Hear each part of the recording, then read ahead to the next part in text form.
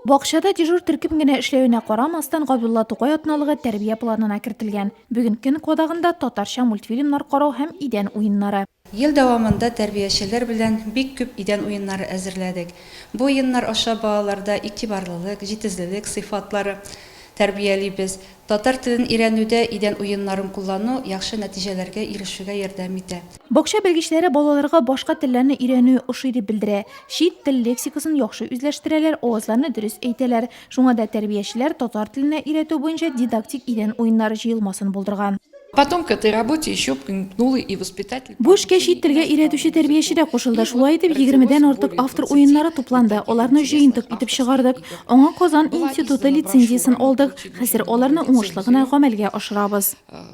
Әти-әниләргә бу уеннар тупланган буклетлар таратканнар, үз изоляцияләү режимында аларны актив кулланып була. Өйдә калган сабыйлар Тукай шигырьләре буенча рәсем ясау һәм аларны сәнгатьле уку бәйгеләрендә теләп катнаша. Тау башында салынган безнең авыл, бәшешми абал, якын безнең авылга авыл. Безнең гаишиян белән кунак итә, кәҗә Әхмәт укыса калын су китә. Әткәй, әнкәй, мин апай, әби, бабай һәм бер песи. Безнең